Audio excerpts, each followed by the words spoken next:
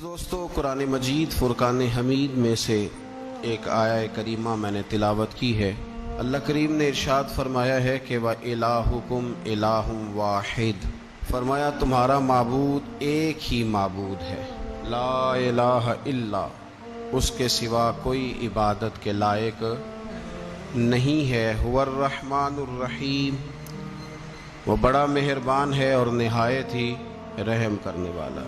مسلمان عقیدہ توحید کو ماننے والے ہیں۔ عقیدہ توحید کا معنی یہ ہے کہ اللہ ہی خالق ہے، اللہ ہی رازق ہے، اللہ ہی معبود ہے، اللہ ہی انسان پہ رحمت فرماتا ہے، اور کبھی آزمائش آئے تو وہ بھی اللہ کی طرف سے آتی ہے۔ یہ جتنی کائنات ہمارے سامنے نظر آ رہی ہے، یہ رب کے ہونے کا پتہ دیتی ہے، یہ خبر دیتی ہے کہ رب ہے۔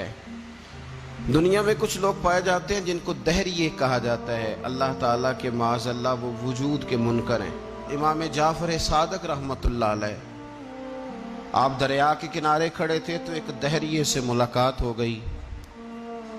وہ کہنے لگا ساری کائنات خود بخود بن گئی ہے، حادثاتی طور پہ انسان پیدا ہو گیا ہے، پھر اس نے کچھ اپنی ضروریات کے لیے معاذ اللہ سارا کچھ تھوڑا تھوڑا کر کے بنا لیا ہے۔ تو سیدنا امام جعفر صادق رضی اللہ تعالیٰ عنہ فرمانے لگے، چھوڑ یار، میں تجھے ایک بات بتاتا ہوں۔ ابھی کچھ دنوں کی بات ہے، میں یہاں کھڑا تھا تو خود بخود ایک درخت کاٹ کے آیا ہے، خود بخود اس کے حصے بکھرے ہوئے ہیں، اور خود بخود ایک کشتی بن گئی ہے، اور خود بخود وہ دریا میں تیرنے لگ گئی ہے۔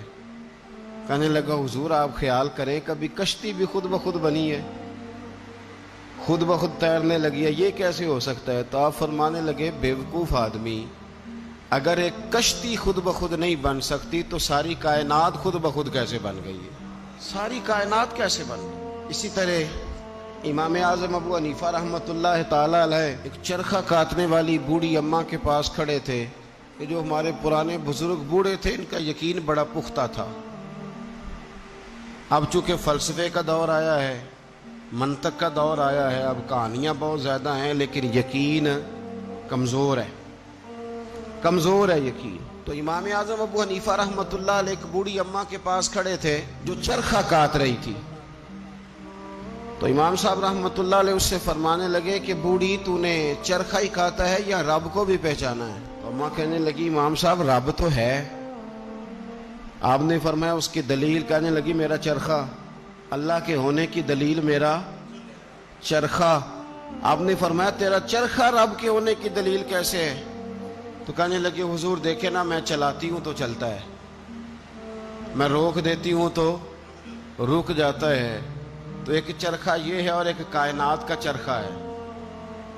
ایک کائنات کا چرخہ ہے کہ سورج مشرق سے نکلتا ہے اور مغرب میں غروب ہوتا ہے، تو یہ بھی تو ایک چرخہ ہے نا۔